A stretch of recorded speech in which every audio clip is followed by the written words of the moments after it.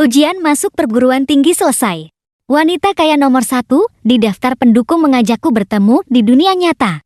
Kukira ini akan menjadi cinta yang manis. Ternyata lokasinya di gedung mangkrak. Hadiah pertemuannya adalah sepasang borgol. Dan dia ternyata adalah primadona sekolah kami yang sedingin es. Kereta cepat melaju kencang. Detak jantungku lebih cepat dari kereta cepat. Di layar ponsel adalah riwayat obrolanku dengan Yanyan Bucitang. Shito, aku menyukaimu. Kita berada di provinsi yang sama. Provinsi Su. Mau datang menemuiku? Ini adalah pertama kalinya dalam 19 tahun aku jomblo sejak lahir. Menerima pengakuan cinta. Pihak lain adalah pendukung nomor 1ku di situs web novel. Seorang yang sangat dermawan. Wanita kaya yang suaranya sangat manis. Yang lebih penting, dia adalah satu-satunya belahan jiwaku. Dia mengerti semua karakter gila dan paranoid yang kutulis. Bahkan bisa memberiku ini yang lebih detail dari yang kubayangkan. Plot yang lebih gila. Kak Shito, menurutku di sini tokoh utama prianya. Bisa merantai pergelangan kaki tokoh utama wanita. Kuncinya hanya dia yang simpan. Dengan begitu, dia akan selamanya menjadi miliknya. Kan tanda tanya. Setiap kali mendengar suara lembut itu di earphone. Membahas plot yang membuat merinding. Aku selalu merasakan perasaan terbelah yang kuat. Dan sekarang aku akan menemuinya. Aku hampir tidak ragu-ragu. Menekan semua keraguan tentang kencan online. Dan kekhawatiran untuk bertemu di dunia nyata. Membalas dengan satu kata. Baik. Jarak 300 km. Dengan cepat dipersingkat di tengah kegembiraan dan kegelisahanku. Aku bahkan mulai membayangkan. Gadis dengan suara manis itu. Akan secantik apa rupanya? Sesuai dengan alamat yang diberikan Yanyan. Aku naik taksi ke pinggiran kota Su. Pemandangan di depanku membuat semangatku langsung padam. Ini bukan kafe, bukan taman, bahkan bukan toko bubble teh, melainkan sekelompok gedung mangkrak yang ditumbuhi ilalang. Sinar senja memberi bangunan semen abu-abu ini lapisan jingga kemerahan yang aneh. Sekitarnya sunyi senyap, hanya ada suara angin yang meniup ilalang. Hatiku mencelos. Firasat yang sangat buruk muncul di benakku. Bertemu kencan online, lalu ginjalnya dicuri. Berita sosial tentang penipuan uang dan asusila langsung berputar di kepalaku. Aku menggenggam erat ponsel di sakuku. Menarik napas dalam-dalam. Mulai dengan cepat menyusun alasan untuk kabur di benakku. Yanyan, perutku tiba-tiba sedikit tidak enak. Mungkin aku harus. Kata-kataku belum selesai. Tiba-tiba sebuah tangan terulur dari belakang. Secepat kilat. Merebut ponsel dari sakuku. Aku terkejut sampai seluruh tubuhku gemetar. Aku berbalik dengan cepat. Di bawah matahari terbenam.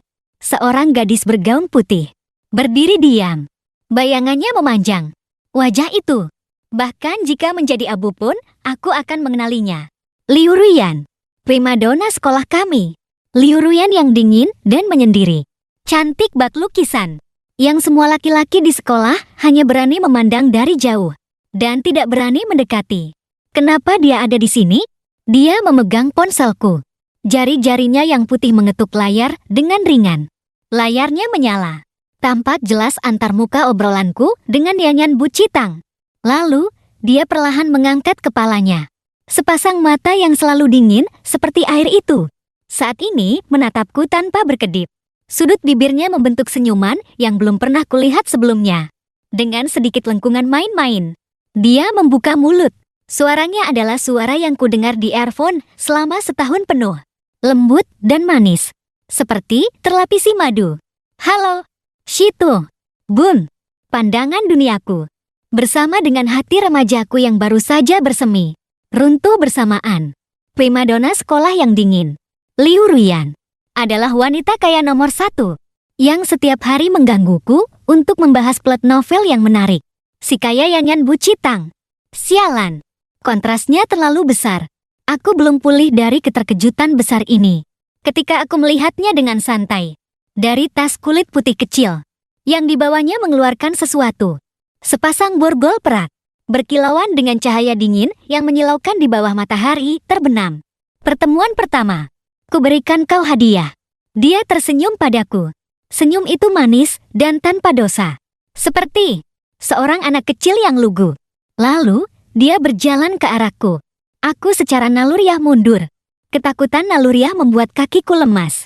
Tapi dia maju dengan cepat dan dengan tepat menangkap tangan kananku. Sentuhan logam yang dingin. Saat menyentuh kulit pergelangan tanganku, aku mendengar suara klik yang pelan. Salah satu ujung borgol terkunci erat di pergelangan tanganku. Sebelum aku sempat bereaksi, dia dengan lancar memasang ujung lainnya di pergelangan tangan kirinya sendiri.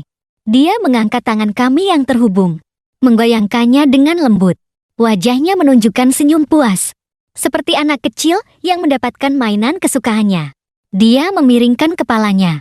Suaranya masih manis, tapi tatapannya membawa sedikit obsesi yang tidak bisa dibantah. Kau tidak akan bisa lari. Aku benar-benar tercengang melihat borgol dingin di pergelangan tanganku, lalu menatap Liu Ruyan yang tersenyum di depanku. Merasa seperti sedang mengalami mimpi buruk yang aneh dan tidak masuk akal. Liu Ruyan, apa yang kamu lakukan? Cepat lepaskan. Aku mencoba membuat suaraku terdengar lebih tenang. Panggil aku Yanyan. Dia mengoreksiku dengan santai, lalu memasukkan kunci perak kecil itu kembali ke dalam tas kecilnya dan menepuknya dengan lembut. Mulai sekarang, kamu hanya boleh memanggilku seperti itu. Aku mencoba melepaskan diri, tapi borgol itu terkunci sangat erat. Setiap gerakan pergelangan tanganku membuat tepi logam yang dingin semakin menekan kulitku dan juga menarik pergelangan tangannya. Dia mendesis kesakitan. Alisnya yang indah sedikit berkerut. Matanya menunjukkan sedikit ketidaksenangan dan keluhan manja. Jangan bergerak. Kau menyakitiku. Nada bicaranya begitu wajar. Seolah-olah kami adalah pasangan yang sudah lama berpacaran. Dan aku hanya sedang merajuk kecil. Aku menyerah pada perjuangan yang sia-sia. Memaksa diriku untuk tenang. Aku adalah Shiho. Nama penaku Shito. Seorang master teori emosional yang telah menulis jutaan kata. Dalam novel obsesif, tokoh utama priaku dalam situasi seperti ini tidak akan hanya berteriak seperti orang bodoh. Aku harus menganalisisnya, memahaminya, lalu menemukan cara untuk keluar dari situasi ini. Yanyan, aku mencoba berbicara dengan nada lembut. Aku akui aku sangat terkejut. Bahkan sangat senang orang yang menemuiku adalah kamu. Tapi menggunakan borgol seperti ini, bukankah ini sedikit terlalu ekstrim? Aku mencoba berkomunikasi dengannya menggunakan istilah novel yang kami berdua kenal. Dia ternyata menyukainya. Memiringkan kepala menatapku. Matanya berbinar. Bukankah ini menarik? Bukankah kamu paling suka plot seperti ini? Kamu pernah bilang, cinta yang ekstrem membutuhkan cara pengungkapan yang ekstrem. Aku terdiam. Itu adalah dialog tokoh utama priaku di novel. Tapi itu novel. Itu palsu. Aku mencoba membantah. Tapi perasaan kita nyata. Kan tanda tanya. Dia menatapku dengan tatapan polos. Di matanya yang jernih terpantul keterkejutan dan kepanikanku. Aku menyukaimu. Kamu juga menyukaiku. Kan tanda tanya. Mulai sekarang, kita adalah sepasang kekasih. Aku akhirnya menyadari dengan putus asa. Berdebat dengan seorang gadis obsesif yang logikanya sudah bulat itu sama sekali tidak berguna. Terutama jika gadis ini adalah Dewi yang telah aku sukai selama 3 tahun. Dia menarikku, seperti menarik seekor anjing peliharaan. Dengan santai keluar dari area mangkrak ini, memanggil taksi di pinggir jalan. Setelah masuk ke mobil, dia dengan sangat alami bersandar di bahuku, memejamkan mata. Sopir melirik kami dari kaca spion dengan penuh arti, menunjukkan ekspresi seolah mengerti. Anak muda zaman sekarang memang kreatif. Mobil itu akhirnya berhenti di depan sebuah kompleks apartemen mewah dengan keamanan ketat. Dia menarikku dengan terampil menggesek kartu untuk membuka pintu. Memasuki sebuah apartemen dupleks di lantai atas yang didekorasi dengan indah dan sangat bersih. Selamat datang di rumah. Dia berbalik dan memberiku senyum manis. Aku melihat sekeliling lingkungan yang sama sekali asing ini. Hanya ada satu pikiran di benakku. Kabur. Tapi kami terhubung oleh borgol. Kemanapun aku pergi, dia ikut. Tak terpisahkan. Aku beralasan ingin ke toilet. Mencoba mendapatkan waktu sendirian sejenak untuk memikirkan strategi. Dia mengikutiku ke kamar mandi tanpa ragu. Berdiri tepat di sampingku, dengan tangan terlipat di dada. menatapku sambil tersenyum. Bisakah kau keluar? Wajahku memerah. Kenapa? Di antara sepasang kekasih, seharusnya tidak ada rahasia. Dia bertanya balik dengan polos. Aku menghadap kloset, merasa kandung kemihku protes, tapi tidak bisa mengeluarkan setetes pun. Akhirnya, dia tertawa terbahak-bahak. Tawanya renyah seperti lonceng perak. Dia akhirnya berbaik hati dan berbalik. Baiklah, baiklah, aku tidak akan melihatmu. Cepatlah. Malamnya, dari sebuah walk-in closet yang besar, dia mengeluarkan satu set piyama pria baru, melemparkannya padaku, lalu menunjuk ke ranjang besar yang luar biasa di kamar tidur utama. Tidur bersama. Nadanya datar, tapi tidak bisa dibantah. Tidak, sama sekali tidak. Kita berbeda jenis kelamin. Hal-hal yang kamu tulis di novelmu, bukankah semuanya lebih ekstrem dari ini? Dia mengedipkan mata, bertanya balik dengan polos. Tokoh utama pria mengikat tokoh utama wanita di tempat tidur, menutup matanya dengan dasi.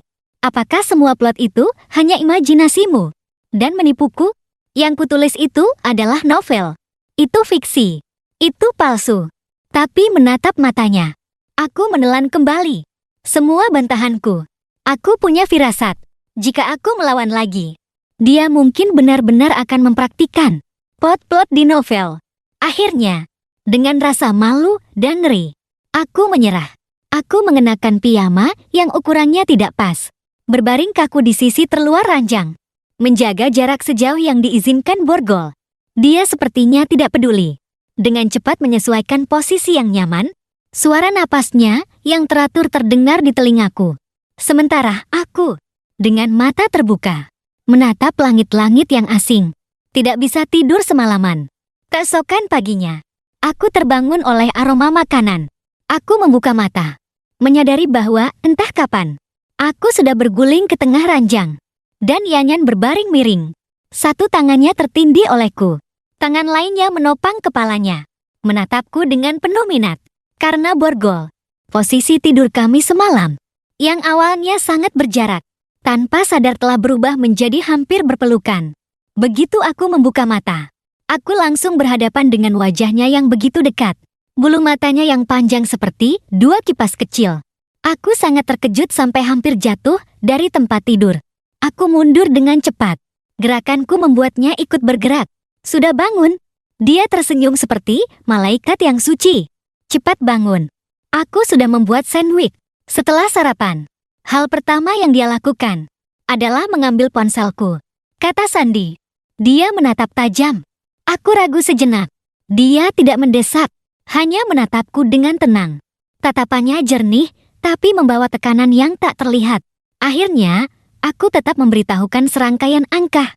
Dia membuka kunci ponselnya di depanku, menggunakan sidik jariku untuk mendaftarkan akses sidik jari jempolnya. Lalu, dia membuka WhatsApp-ku seperti seorang sensor yang ketat.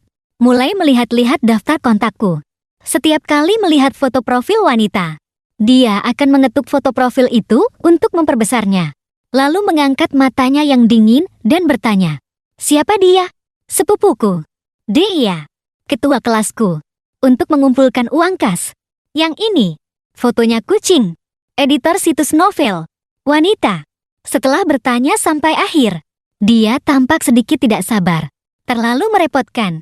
Dia bergumam, lalu melakukan sesuatu yang membuatku tercengang. Dia mulai menghapus semua kontak wanita kecuali ibuku dan beberapa bibiku. Dan tanteku. Semuanya dihapus bersih, termasuk editor wanita itu. "Apa yang kau lakukan?" Aku panik dan mencoba merebut ponsel. Dia dengan gesit menghindari tanganku. Mengangkat ponsel tinggi-tinggi. Senyum di wajahnya hilang. Ekspresinya menjadi dingin untuk pertama kalinya. "Mereka akan membuatmu terganggu." Aku tidak suka. "Itu editorku. Aku masih harus menulis novel. Tidak perlu lagi nanti," katanya enteng. "Aku akan menanggung hidupmu. Ini bukan masalah uang. Ini adalah karirku." Aku berteriak marah. "Karirmu adalah aku." Dia menatap mataku, berkata-kata demi kata. "Di duniamu, hanya boleh ada aku seorang wanita. Mengerti? Aku sadar ini tidak bisa terus begini. Aku tidak bisa hanya diam menunggu. Aku harus kabur. Kesempatan datang dengan cepat. Sorenya, dia bilang kulkas di rumah kosong dan harus berbelanja. Dia menarikku pergi ke supermarket besar terdekat. Supermarket ramai sekali. Lingkungan yang bising dan kerumunan yang padat adalah penghalang alami. Ini adalah kesempatan emas. Aku menahan kegugupan di dalam hati. Pura-pura kooperatif mendorong troli. Aku memanfaatkan saat dia berdiri di depan kulkas Wogood dan fokus memilih berbagai rasa. Aku tiba-tiba berbalik dan berlari sekuat tenaga ke arah berlawanan. Rantai borgolnya terbatas panjangnya. Gerakanku yang tiba-tiba membuatnya tersentak. Yogurt dan susu di tangannya jatuh berantakan, mengeluarkan suara plak. "Sihho!" Dia berseru. Suaranya terdengar tidak percaya. Aku tidak peduli. Adrenalinku terpacu. Mati-matian menerobos kerumunan. "Tangkap dia! Dia penculik!" Tiba-tiba terdengar teriakan melengking Yanyan dari belakang. Aku tertegun. Belum sempat bereaksi. Kerumunan di sekitar langsung heboh. "Apa? Penculik? Cepat tangkap dia! Jangan biarkan dia lari!" Beberapa paman bertubuh besar dan pemuda bersemangat langsung mengerumuniku. Aku belum lari 20 meter ketika dia memeluk pinggangku erat dari belakang. "Kau mau lari?" Suaranya terdengar di telingaku. Tidak lagi manis, membawa nada yang berbahaya. Seperti isi yang pecah. "Kau mau meninggalkanku? Lepaskan aku! Kau gila!" Tarik-menarik kami dengan cepat menarik perhatian satpam supermarket dan semakin banyak penonton. Satpam menatap kami dengan waspada, terutama borgol yang mencolok di pergelangan tangan kami. "Apa yang kalian lakukan di tempat umum? Jaga sikap." Aku baru saja mau berteriak minta tolong, mengatakan tolong, aku diculik. Tapi Yanyan tiba-tiba melepaskanku.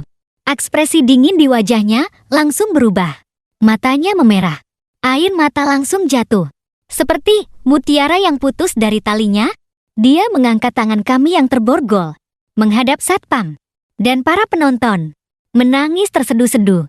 Pacarku mau putus denganku. Dia tidak mau aku lagi. Dia bilang aku terlalu mengekangnya. Hau-hau. Aku takut dia lari. Makanya aku memborgolnya. Aku tidak bisa hidup tanpanya. Dia menangis terseduh-seduh. Sangat menyedihkan. Seolah-olah seorang gadis lugu yang hatinya dihancurkan oleh pria brengsek. Para penonton yang lebih tua langsung mulai memarahiku. "Anak muda, bagaimana bisa kau perlakukan pacarmu seperti ini? Keterlaluan sekali." "Iya, pacar secantik ini susah dicari. Lihat gadis itu menangis begitu sedih. Masih main-main dengan borgol mainan. Permainan pasangan muda ya? Bertengkar sedikit sudahlah. Bagaimana bisa bilang putus? Cepat minta maaf pada gadis itu." Aku tidak bisa membela diri. Membuka mulut. Tapi semua kata-kata tertahan di tenggorokan. Menatap korban yang aktingnya luar biasa ini. Yang memutarbalikkan fakta. Aku merasakan ketidakberdayaan yang mendalam untuk pertama kalinya. Setelah kembali dari supermarket, Yanyan tidak berbicara sepatah kata pun sepanjang jalan. Kukira dia akan marah besar atau menggunakan cara yang lebih ekstrem untuk menghukum pengkhianatanku. Namun, dia hanya diam-diam memasukkan barang belanjaan ke dalam kulkas, lalu masuk ke dapur. Tidak lama kemudian, dia keluar membawa sepiring buah yang sudah dipotong, meletakkannya di meja kopi di depanku. Apelnya dipotong menjadi bentuk kelinci yang lucu. Di sebelahnya ada beberapa buah anggur yang sudah dikupas. "Makanlah," katanya pelan. Suaranya tidak menunjukkan emosi. Aku menatapnya, merasa sedikit takut. Semakin tenang dia seperti ini, aku semakin merasa tidak nyaman. Ini seperti ketenangan sebelum badai. Dia mengambil tusuk gigi, menusuk sepotong apel kelinci dan menyodorkannya ke mulutku. Aku secara naluriah menghindar. Tangannya berhenti di udara. "Tidak mau makan yang kusuapi?" Suaranya sangat pelan, tapi dengan getaran yang nyaris tak terdengar. Aku menatapnya, menyadari bulu matanya yang panjang sedikit bergetar. Matanya juga sedikit memerah. Itu bukan akting, melainkan ekspresi terluka yang nyata. Hatiku entah kenapa melunak. Akhirnya, entah kenapa, aku membuka mulut. Apelnya manis, tapi aku memakannya tanpa rasa. Rasanya hambar. Dia melihatku makan, Baru, kemudian senyum tipis muncul kembali di wajahnya. Seolah-olah kemurungan tadi tidak pernah ada. Dia menyuapiku sepotong demi sepotong. Sampai sepiring buah itu habis. Selama proses itu, dia tidak berkata apa-apa. Hanya menatapku dengan fokus. Tatapannya lembut, tapi terasa aneh. Malamnya, dari laci di ruang kerja, dia mengeluarkan sebuah pisau cutter kecil. Mata pisau peraknya perlahan dikeluarkan, memantulkan cahaya dingin di bawah lampu. Jantungku langsung berdebar kencang. Bulu kuduku berdiri. Mungkinkah dia akan? Dia menarik tangan kiriku, menggunakan mata pisau yang dingin itu untuk menggambar dengan lembut di kulit punggung tanganku. Sentuhan dinginnya membuat kulit kepalaku merinding. Aku bahkan bisa merasakan ketajaman mata pisaunya. Aku ingin mengukir tanda eksklusifku padamu. Dia mendekat ke telingaku. Napasnya yang hangat menyentuh daun telingaku. Tapi suaranya lembut seperti bisikan iblis. Dengan begitu, kau tidak akan pernah melupakanku. Dan tidak akan pernah berpikir untuk kabur lagi. Jangan. Suaraku berubah karena takut. Nyanyian, jangan lakukan ini. Aku takut sakit. Aku benar-benar takut sakit. Aku benar-benar takut. Kegilaan dan obsesi gadis ini terus-menerus melampaui pemahamanku, melebihi imajinasiku. Dia menatap ekspresi ketakutanku dan terdiam sejenak, seolah-olah sedang serius memikirkan permintaanku. Tepat saat aku berpikir dia akan benar-benar melakukannya dan bersiap menutup mata untuk menahan rasa sakit, dia malah tertawa. Aku bercanda. Lihat, kau jadi takut begitu. Pengecut. Dia menyimpan pisaunya dari tempat pensil di sebelahnya. Dia mengambil sebuah pulpen tinta merah. Dia menggambar di punggung tanganku, goresan demi goresan, dengan sangat serius menggambar sebuah hati kecil yang sedikit miring. Untuk sementara, pakai ini saja sebagai gantinya. Dia mengangkat tanganku, menatap karyanya dengan puas. Jangan dicuci. Dengar. Aku menatap hati merah kekanak-kanakan di punggung tanganku dan menghela napas panjang. Setiap hari bersamanya, seperti naik roller coaster. Detik sebelumnya di puncak, detik berikutnya bisa jatuh ke jurang. Menarik dan menakutkan. Kasih sayangnya padaku membawa semacam kemanisan yang terdistorsi dan kontrol yang menyesakkan. Saat makan di restoran, dia akan menyuapiku tanpa mempedulikan orang lain. Lalu dengan lembut, menyeka saus di sudut mulutku dengan tisu. Tapi matanya dingin seperti radar, mengawasi setiap wanita di sekitar yang melirikku. Sebelum tidur di malam hari, dia akan memeluk lenganku dan memintaku mendengarkan ide plot baru untuk novelku. Misalnya, tokoh utama pria, agar tidak ada yang melihat kecantikan tokoh utama wanita, menyembunyikannya di ruang bawah tanah, yang hanya dia yang tahu.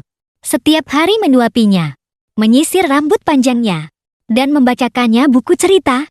Suaranya lembut dan manis, tapi isi ceritanya membuat merinding. Aku mulai mencoba memahami logikanya, berinteraksi dengannya menggunakan aturan dunianya. Apa inti dari obsesi ini? Adalah rasa memiliki yang ekstrem dan tidak sehat, dan rasa tidak aman yang kuat yang menyertainya. Semua tindakan gilanya berasal dari ketakutan yang mendalam akan kehilangan. Konfrontasi langsung hanya akan memicu keinginan mengontrol yang lebih kuat. Yang perlu kulakukan adalah menurut, bekerja sama, dan di dalam batas yang ditetapkannya. Memberinya cukup rasa aman agar dia merasa tenang. Jadi aku mulai secara aktif mengikuti permainannya. Saat dia menyuapiku, aku tidak lagi menghindar, melainkan patuh membuka mulut. Bahkan setelah dia selesai, aku akan memujinya. Makanan yang kau suapi rasanya lebih enak daripada makan sendiri. Saat hati yang digambarnya di punggung tanganku mulai pudar, aku akan secara aktif menyodorkan tanganku kepadanya. Dengan nada sedikit manja berkata, "Nyanyian, tanda eksklusifku hampir hilang. Tolong perbaiki."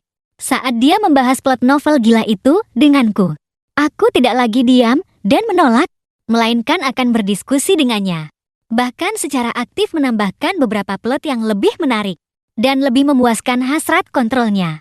Menurutku, tokoh utama pria tidak hanya harus mengurung tokoh utama wanita, tapi juga harus mengatakan, "Aku cinta kamu 100 kali sehari." Membuatnya mengerti sepenuhnya, dari tubuh hingga jiwa. bahwa dia adalah satu-satunya kesayangannya, yang tidak bisa direbut oleh siapapun. Setiap kali aku mengatakan ini, mata Yanyan akan berbinar cerah, seperti dua bintang yang menyala. Dia akan memelukku erat, dan memberiku ciuman keras di pipi sebagai hadiah. Sehyo, kau baik sekali. Kau yang paling mengerti aku. Cara kami berinteraksi, memasuki keseimbangan yang aneh dan subtil. Aku tidak lagi berpikir untuk kabur, karena aku tahu selama kami masih terikat bersama, aku tidak akan bisa lari. Setiap upaya melarikan diri hanya akan dibalas dengan pengawasan yang lebih ketat dan cara yang lebih ekstrem. Di ponselku hanya ada kontaknya seorang. Dalam hidupku hanya ada bayangannya. Duniaku seolah-olah hanya tersisa dia. Perasaan ini berbahaya, seperti katak yang direbus perlahan. Tapi aku tidak bisa menahan diri untuk tidak tenggelam di dalamnya. Aku mulai mengamatinya lebih detail. Dia suka makan segala macam makanan manis, tapi selalu bilang namanya Yanyan tidak makan permen. Ini mungkin manifestasi dari konflik batinnya. Dia terlihat sangat kuat, mengendalikan segalanya tentangku. Tapi saat tidur, dia secara tidak sadar akan menggenggam ujung bajuku. Alisnya sedikit berkerut, seperti anak kecil yang takut ditinggalkan. Dia akan diam-diam membuka mata setelah aku tertidur.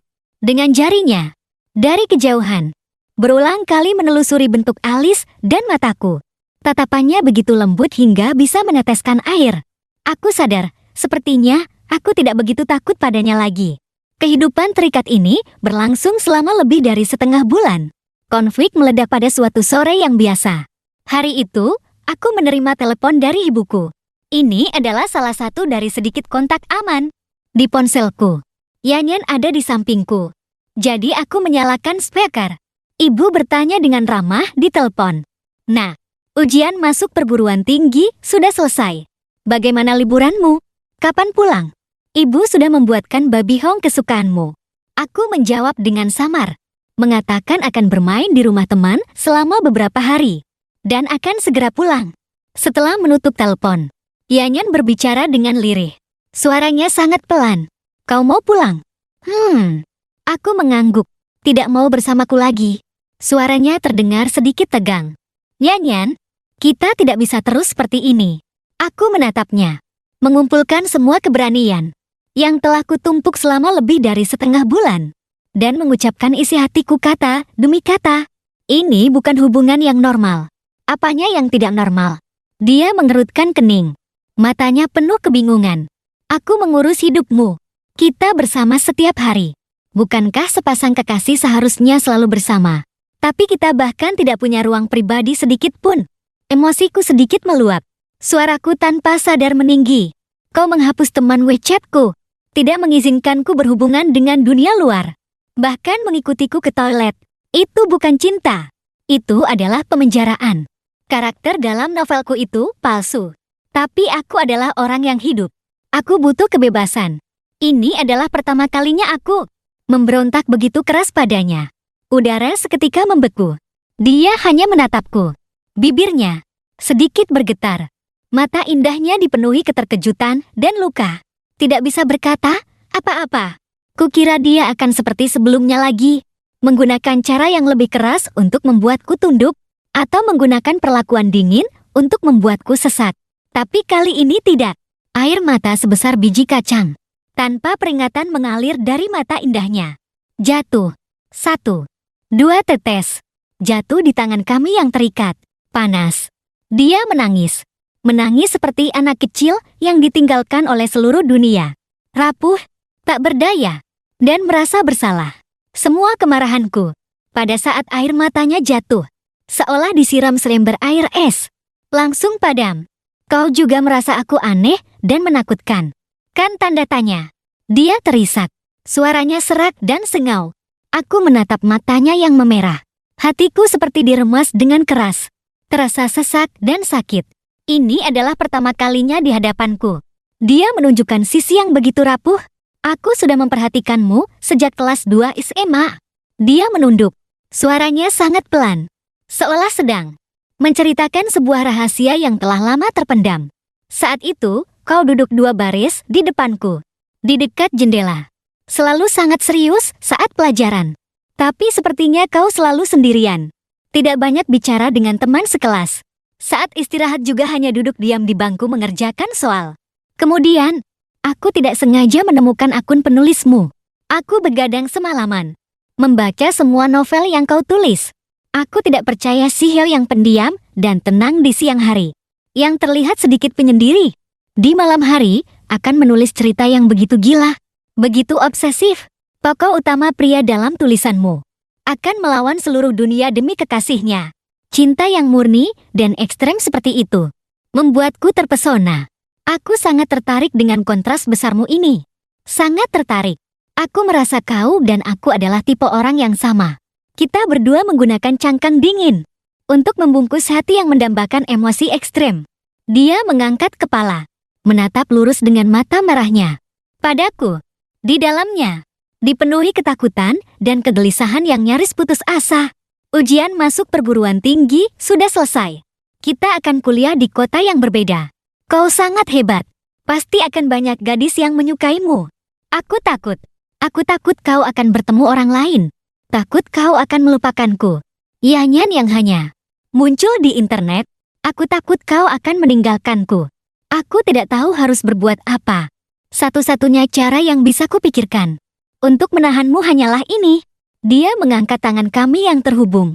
Borgol perak itu, di bawah cahaya lampu, tampak sangat dingin dan menyilaukan. Tapi itu adalah cara paling kikuk, dan juga paling nekat yang bisa kupikirkan. Hatiku benar-benar tersentuh saat itu. Sisa ketakutan dan penolakan terakhir di hatiku pada saat itu digantikan sepenuhnya oleh rasa kasihan yang meluap-luap dan perasaan asing yang baru. Aku akhirnya mengerti. Aku sudah lama jatuh cinta pada gadis ini. Baik Yanyan di dunia maya yang satu-satunya mengerti aku, maupun Liu Ruyan di depanku yang melepaskan semua kepura-puraannya dan begitu rapuh hingga membuat hati pilu. Keduanya adalah dia. Keduanya adalah orang yang kucintai. Dengan tangan kiriku yang masih bisa bergerak, aku mengangkatnya dengan sedikit kanggung dan dengan lembut menyeka air mata di wajahnya. Suaraku lembut dan tegas, tidak seperti sebelumnya. Bodoh, kau tidak perlu menggunakan ini. Aku berhenti sejenak, menatap matanya, dan berkata dengan serius, selama kau memintanya, aku tidak akan pergi. Dia menatapku dengan bingung. Mata indahnya masih berlinang air mata, seolah tidak percaya dengan apa yang didengarnya. Aku menunduk, tanpa ragu sedikit pun, dan dengan lembut mencium bibirnya. Bibirnya lembut, dengan sedikit rasa asin air mata dan aroma samar bunga gardenia dari tubuhnya. Awalnya dia sedikit kaku, tubuhnya tegang, tapi segera dia rileks dan dengan ragu-ragu membalas ciumanku. Ciuman ini menjadi kunci sesungguhnya bagi hubungan kami. Yang terlepas bukan borgol, melainkan dinding tebal yang terbangun dari ketakutan dan kepura-puraan di antara kami. Ciuman panjang itu berakhir. Dia bersandar di pelukanku. Pipinya memerah. Napasnya terengah-engah, seperti perahu kecil yang telah menemukan pelabuhan. Aku bisa merasakan dengan jelas ketenangannya yang belum pernah terjadi sebelumnya. Dari tas putih kecil itu, dia mengeluarkan kunci kecil yang telah disimpannya selama lebih dari setengah bulan. Memberikannya padaku. Aku mengambil kunci itu, mengarahkannya ke lubang kunci dan memutarnya dengan lembut. Klik, ikatan fisik terlepas. Aku mengusap pergelangan tanganku yang meninggalkan bekas merah pekat, lalu merentangkan tanganku dan memeluknya erat. Ikatan batin baru saja dimulai pada saat ini. Dia membenamkan wajahnya di dadaku. Suaranya teredam, dengan sedikit rasa malu dan ketidakpastian. Kalau begitu, apakah ini masih bisa digunakan nanti? Aku menunduk menatap gadis di pelukanku yang penuh dengan pikiran berbahaya ini, dan tidak bisa menahan tawa. Aku menggenggam tangannya. Jari jemari kami bertautan. Tidak perlu lagi nanti. Aku menatap matanya dan berjanji dengan sungguh-sungguh, karena aku tidak akan lari lagi. Setelah melepaskan borgol, kami menjadi pasangan dalam arti sesungguhnya. Rasa posesif Yanyan tidak hilang, hanya berubah menjadi cara yang lebih manis dan lebih membuatku rela. Wallpaper ponselku harus foto selfie-nya dan harus diganti setiap hari. Semua platform media sosialku harus diatur ke ruang pasangan dengannya. dan disematkan di bagian atas. Di lemariku, ada banyak baju pasangan yang dibelinya. Dari kaos, hoodie, hingga jaket musim dingin. Semuanya lengkap. Aku menerimanya dengan senang hati. Dia juga akan. Saat aku sedang menulis, duduk diam di sampingku membaca buku, menyiapkan camilan malam dan buah untukku. Dia tidak lagi menggunakan cara ekstrem untuk memastikan cintaku padanya, melainkan belajar menggunakan pelukan dan ciuman untuk mengungkapkan kegelisahannya. Setiap kali aku pulang malam, yang menyambutku bukan lagi pertanyaan dingin, melainkan pelukan manja dan kalimat, "Aku kangen sekali padamu." Tokoh utama novel baruku juga diam-diam berubah. Bukan lagi tokoh utama pria obsesif yang gila, melainkan seorang tokoh utama wanita yang sangat posesif, tapi juga sangat penyayang, yang sesekali merajuk karena cemburu. Seorang tokoh utama wanita yang tsundere dan obsesif. Prototipe novelnya sudah jelas. Yanyan menjadi pembaca pertamaku dan konsultan plot eksklusif. Setiap kali aku menulis adegan manis, dia akan mendekat dan memberiku ciuman sebagai hadiah, memberiku inspirasi paling langsung. Hadiah ini lebih efektif daripada pendukung tingkat emas di situs web. Aku sering menggodanya seperti itu. Dia akan memerah dan memupulku dengan lembut, tapi sudut mata dan alisnya dipenuhi senyum yang tak bisa disembunyikan. Setelah liburan musim panas berakhir, kami memeriksa hasil ujian masuk perguruan tinggi kami. Untungnya, kami diterima di universitas di kota yang sama. Meskipun sekolahnya berbeda, hanya berjarak setengah jam perjalanan kereta bawah tanah. Hari pertama kuliah, aku mengantarnya mendaftar di sekolah. Primadona sekolah yang dulu dingin, menyendiri, dan tak terjangkau. Sekarang seperti kola yang lengket. Kemanapun pergi, selalu memegang tanganku erat-erat. Teman sekamarnya melihatku dan menunjukkan ekspresi kaget dan ingin tahu. "Ruyan, ini pacarmu. Ganteng banget. Kau menyembunyikannya dengan baik." "Ya Tuhan, tidak kusangka primadona kita yang dingin bisa semanis ini saat pacaran." Tangannya digenggam erat, tidak mau lepas sedetik pun. Yanyan akan menunduk sedikit malu, tapi tangannya yang menggenggamku, tanpa sadar menggenggam lebih erat. Dan aku, dari yang tadinya seorang sihau yang tidak dikenal di keramaian, berubah menjadi sosok legendaris di sekolah mereka yang berhasil menaklukkan Dewi S. Seringkali ada laki-laki yang datang meminta tips untuk mengejar sang Dewi. Aku hanya tersenyum dan tidak berkata apa-apa. Mereka tidak akan pernah tahu, bukan aku yang menaklukkannya, melainkan aku yang rela ditangkap olehnya. Suatu akhir pekan di tahun pertama kuliah adalah hari ulang tahunku yang ke-20. Yanyan tidak membawaku makan besar, juga tidak memberiku hadiah mahal, melainkan membawaku ke sebuah toko perhiasan di pusat kota. Dia menarikku, berhenti di depan etalas cincin pasangan. "Kita beli borgol baru. Yuk." Dia menengadah menatapku. Matanya berbinar, seperti dipenuhi oleh seluruh cahaya galaksi. Kami memilih sepasang cincin polos platina yang paling sederhana. Dia memakaikannya untukku. Aku juga memakaikannya untuknya. Ukuran cincinnya pas sekali, seperti belenggu yang lembut, mengikat jari manisku, dan juga mengikat seluruh sisa hidupku. Malam itu aku memperbarui novelku. Di akhir bab penutup, aku mengetik kalimat ini. Dia akhirnya menyadari, apa yang diberikannya bukanlah belenggu, melainkan satu-satunya di dunia ini. Lencana eksklusif bernama cinta. Setelah menulis kata terakhir, aku meletakkan mouse dan meregangkan badan. Di luar jendela, sinar matahari begitu cerah. Angin sepoi-sepoi.